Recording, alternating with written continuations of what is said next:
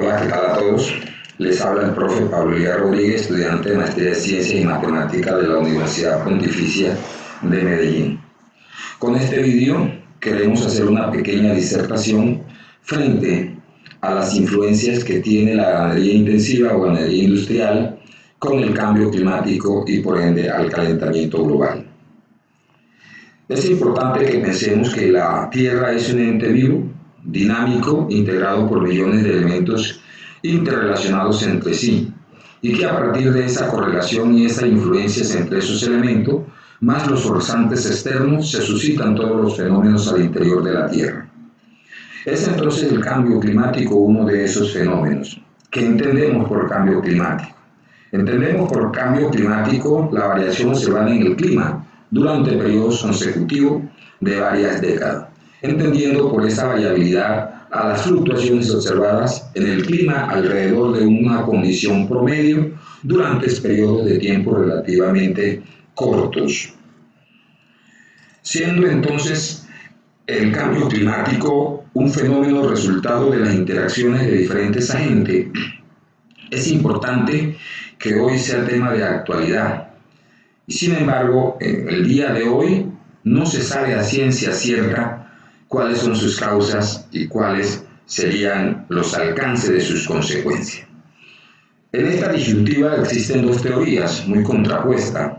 Una teoría que nos habla del calentamiento global por efecto invernadero, basada en el intercambio de energía calorífica del binomio Sol y Tierra. Alrededor de ella se confinan un sinnúmero de científicos que defienden esta teoría.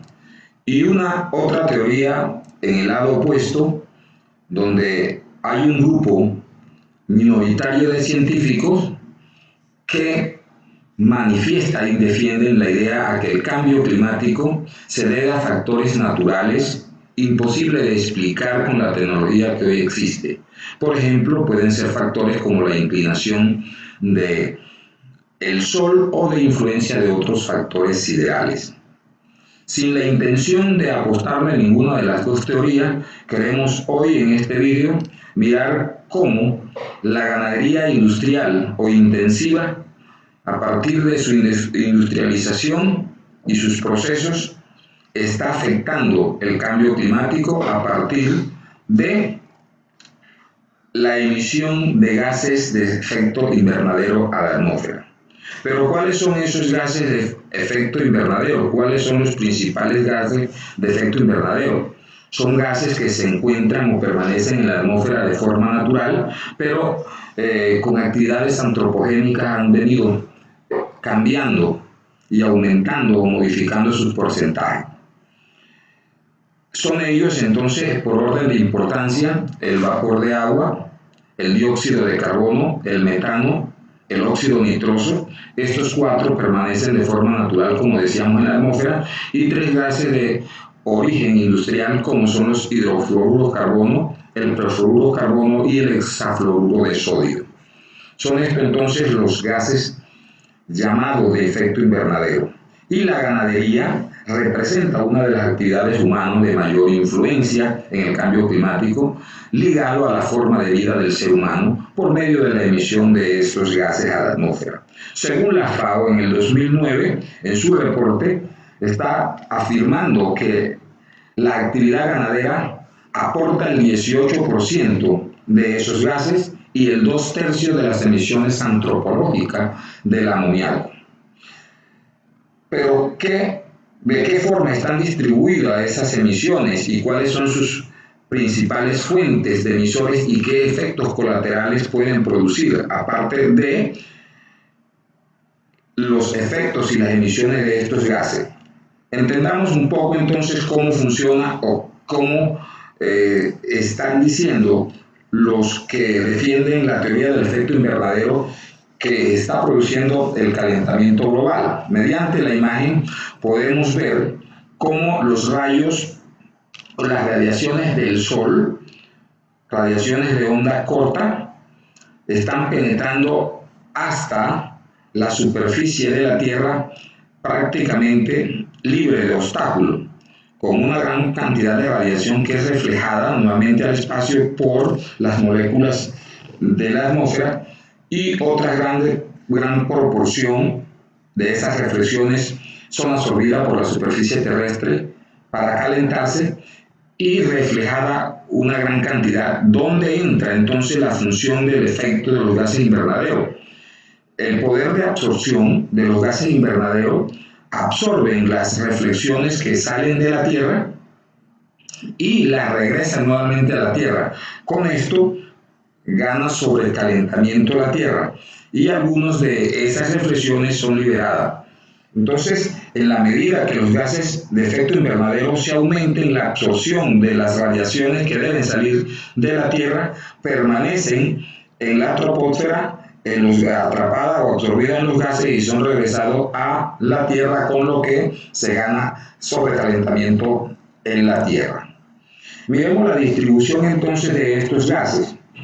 Decíamos que la FAO había dicho que el 18% de las emisiones de los gases de efecto invernadero eran producto de la ganadería, y esa distribución se encuentra en un 9% de dióxido de carbono producido por la quema de combustibles fósiles y varios procesos industriales que involucran polímeros. El 37% está representado por el metano. El metano es un gas con un potencial de calentamiento de 23 veces mayor que el dióxido de carbono. Por citarle un ejemplo, una vaca lechera produce 75 kilogramos de metano al año, lo que equivale a algo así a más de 1.5 toneladas de dióxido de carbono. Y el 65% de las emisiones son de óxido nitroso. El óxido nitroso es uno de los gases más destructivos, con un potencial de calentamiento de 296 veces mayor que el dióxido de carbono y con una duración promedio en la atmósfera de 100 años, causando daños irreversibles a la capa de ozono. Miremos entonces ahora cuáles son los principales fuentes emisores de la industria ganadera. Los principales emisores entonces están la producción animal, la gestión de estiércol, el uso de la tierra, la producción de piensos para los animales y el transporte y producción de derivados. El uso de tierra aporta el 36% de esos gases. Es importante mirar en la imagen que el desmonte para la creación de pastos y forraje elimina la capacidad para actuar como sumidero de dióxido de carbono para capturar ese gas en la atmósfera, y que el sobrepastoreo puede causar nitrificación y con ello emisión de óxido nitroso. También es importante que podamos mirar cómo es el comportamiento en porcentaje de los terrenos deforestados destinados a pastizales en algunos países de América Latina. Y podemos observar en la gráfica cómo Ecuador, Guayana, Costa Rica, Venezuela, Guatemala, Honduras, Colombia y Brasil están a la vanguardia. Por ejemplo, Colombia, del 100% de los terrenos deforestados, el 65% es destinado solamente a los pastizales. En cuanto a la producción animal, que tiene el 25% de esas emisiones, se produce a través del exhalado o el eructado durante la rumia, conduce a emisiones de metano. En el caso de los rumiantes y en los no rumiantes, el proceso de la fermentación microbiana se da en el intestino grueso, siendo la producción de metano un poco menor. En la gestión de estiércol, se produce el óxido nitroso por la desnitrificación del nitrono contenido en el estiércol y en la orina. Además, en la descomposición del estiércol se producen emisiones de metano si se conserva de manera anaeróbica. La producción de piensos tiene unas emisiones relevantemente menor en proporción por la utilización de combustibles fósiles. Sabemos que la quema de los combustibles fósiles produce el dióxido de carbono. Y para mostrar la producción animal, en la imagen vamos a ver cómo es el consumo de agua para producir alimentos. Y podemos darnos cuenta en la gráfica que para producir 300 gramos de carne de vaca, necesitamos alrededor de 4.500 litros de agua, mientras que para producir, por decir algo, una libra de queso o 500 gramos de queso, estamos necesitando 2.500 gramos de agua. Observamos entonces cómo este líquido se consume demasiado en la industria ganadera. Pero los efectos que se producen a partir de las fuentes y los emisores de esos gases a la atmósfera tienen además unos daños o unos efectos colaterales. ¿Dónde se presentan esos daños colaterales? En la extinción de especies, en las contaminaciones de las aguas y en la deforestación o degradación de los suelos. En cuanto a la degradación de los suelos, en la imagen podemos darnos cuenta cómo los factores contribuyentes a esa degradación asociado a la industria ganadera, como son la ganadería, como son la agricultura, la deforestación y el sobrepastoreo, en la gráfica nos muestran altos porcentajes en estos factores que contribuyen a la degradación del suelo. La contaminación de las aguas en todo el proceso de la industrialización de la ganadería, estamos viendo cómo por los residuos, los lavados, empiezan a contaminarse las aguas por la emisión de esos sobrantes a los ríos y a parte de los mares y océanos. Y también se da la contaminación en las aguas subterráneas. También se viene haciendo un estudio y se viene mostrando cómo se están extinguiendo las especies en las áreas tropicales. La gráfica nos muestra entonces un porcentaje de cómo ha venido siendo el cambio a través de los años. Y mostramos en el 2002 un pico con el 2.3% de especies que han sido extinguidas en las áreas tropicales.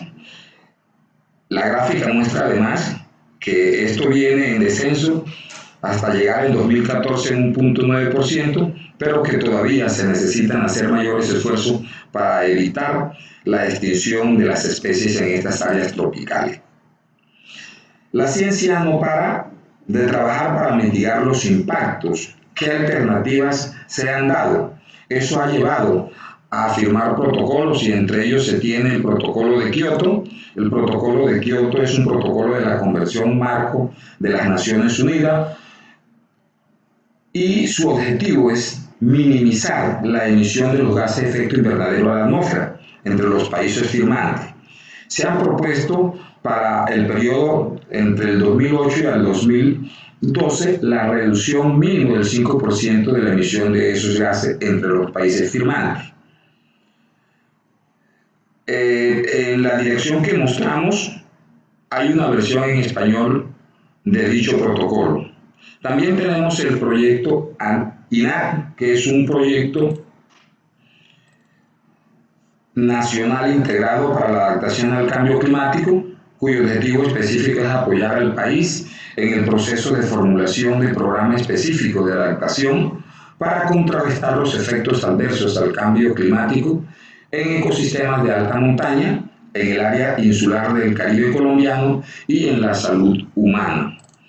Y otras alternativas y otras acciones de manera individual que podamos apostarle para contribuir a mitigar y a contribuir con el calentamiento global. Aquí anotamos las que están más cercanas al tema que estamos tocando, como es la ganadería. Entre ellos podría ser evitar la quema de residuos orgánicos y agrícolas, así como la quema de sabanas en la actividad agrícola. Disminuir el uso de los fertilizantes, evitar la tala de bosques y, por el contrario, plantar árboles. Comprar productos de orígenes locales y productos que han sido producidos de manera amigable con el ambiente, reducir el consumo de las carnes rojas y consumir frutas, verduras y legumbres, además de otras que podamos hacer para tratar de mitigar estos impactos. Ha sido todo por el momento. Creemos que haya sido de gran utilidad. Esperamos entonces sus opiniones para seguir creciendo. Allí dejo los correos y el WhatsApp. Recuerden que le habló el profe Pablo Elías Rodríguez. Hasta una nueva oportunidad.